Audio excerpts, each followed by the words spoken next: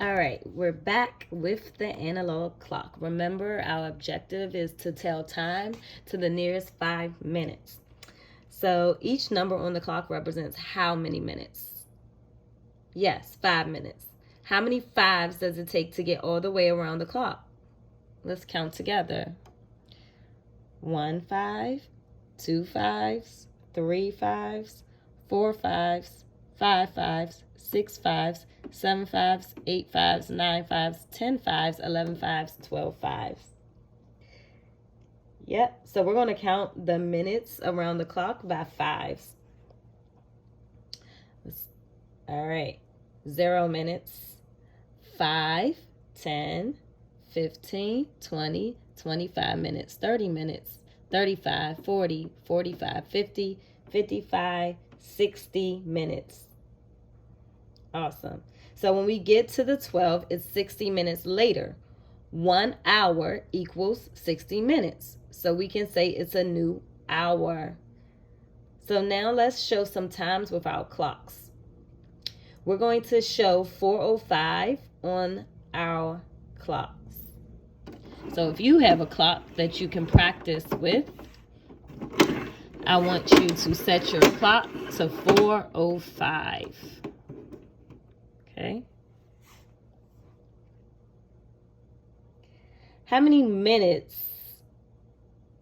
So if I'm at 4 o'clock and then I go to 4:05, how many minutes have passed since 4 o'clock? 5 minutes.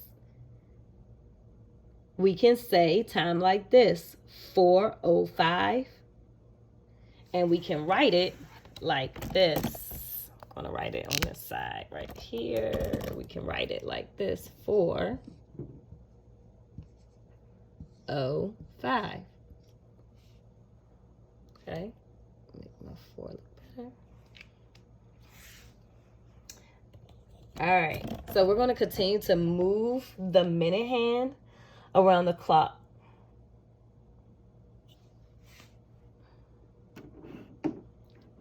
Time is it now? 4:10. Let's push it this way. What about now? 4:15. 4:20, 4:25, 4:30, 4:35, 4:40, 4:45, 4:50, 4:55. We're going to stop right here. Notice how very close the hour hand is to the 5. But is it 5 o'clock yet? No, remember in my previous video, I said that it's not the next hour until the minute hand reaches the 12. We're still in the 4 o'clock hour. Okay? So it's 5 minutes before 5. So 5 minutes before 5, or we can say 4:55.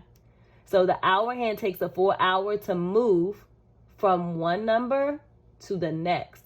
So it moves a little bit every minute. How many more minutes are needed to complete the hour? 5 minutes. Yep. So, what time is it now? 5 o'clock. Awesome.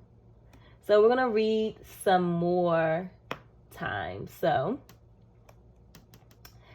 I'm going to show a time on my clock.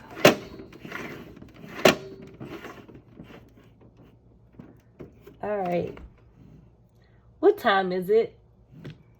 Tell someone in your house what time it is.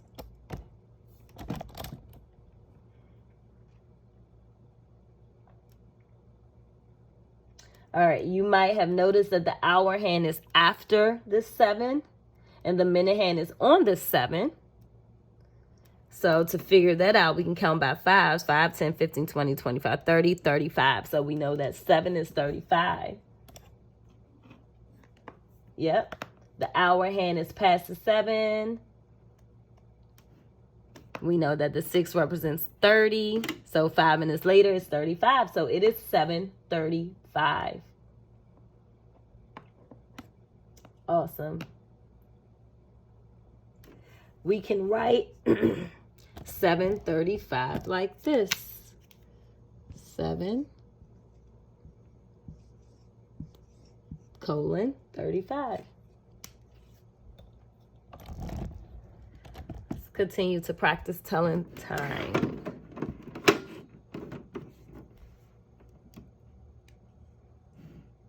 Okay, what time is it now?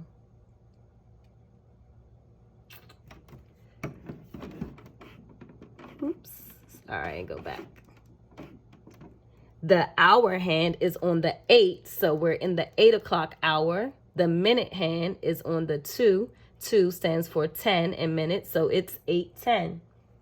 Or I can write it down as 8:10. Okay? Let's try another one.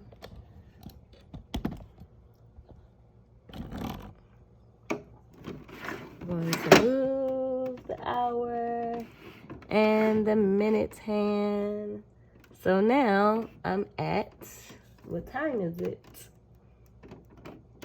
Let's see where the hour hand is. Remember, the hour hand is the short hand. The short hand is in between the 9 and the 10, is closest to the 10, but we are not in the 10 o'clock hour because the minute hand has not gone around the clock 60 minutes. So we're still in the hour before, which is the 9 o'clock hour. The minute hand is on the 7. 7 stands for 35, so it is 9:35. Let's write that time down. 9:35. Okay, let's go back here. Let's do another time on our clock, and we are going to do this. So where's the hour hand? The hour hand is really close to the 1, and the minute hand is on the 2. So we're still in the 1 o'clock hour, and the minute hand represents 10. So it is 1:10. 1:10.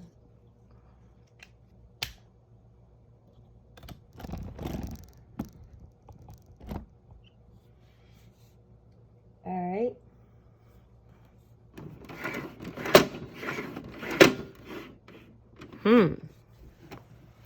We see that both hands, one hand is on the 3 and one hand is right underneath the 3. The 3 for minutes stands for 15, so 5, 10, 15, and we're still in the 3 o'clock hour. So it is 3:15, or we can say a quarter after 3. Practice saying that with me. A quarter after 3 is the same as 3:15. All right.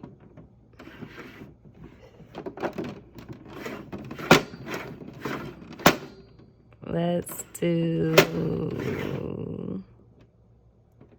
okay. Now, I know that you see that the hour hand is on the 3. Is it 3 o'clock yet?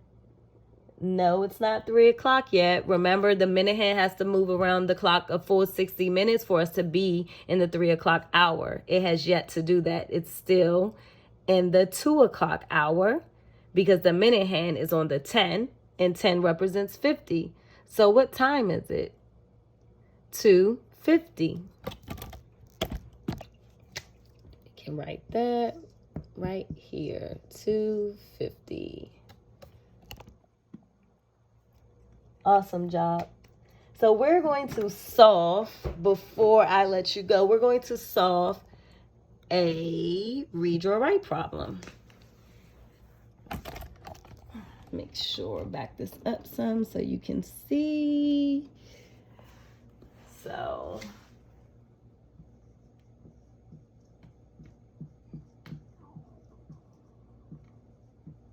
first thing we're going to do is we're going to read the problem. Brownies take 45 minutes to bake. Pizza takes half an hour less than brownies to warm up. How long does pizza take to warm up? Erase this. So we're going to talk about what we know. We just read the problem. We're going to talk about what we know. We know that the brownies take 45 minutes to bake. And the pizza takes half an hour less. Half an hour less. When you hear the words half an hour, how many minutes do you think about? How many minutes are in half an hour? So we can think about this problem as to how many minutes are in a full hour. We know that there are 60 minutes in a full hour. And half of 60 is 30. So here's 5, 10, 15, 20, 25, 30, 35, 40, 45, 50, 55, 60. Half of that would be 30. So that means the pizza takes 30 minutes less than the brownies. So which one takes longer to make? Yes, the brownies does. So we're going to think about this. We're going to start with 45 because that's how long the brownies take to make. And we know it says less. So that means we're going to be doing subtracting. How many minutes are we going to subtract? We're going to subtract 30 minutes. Remember, because we said in half an hour, half of an hour is 30. So we're going to start at 45 and we're going to go backwards by 30 minutes. 5, 10, 15, 20, 25, 30. And we end it right here on the 3. So that means 3 on a clock stands for 15. So that means it takes the pizza 15 minutes. So we drew our picture. Now we're going to write. Pizza takes 15 minutes to warm up.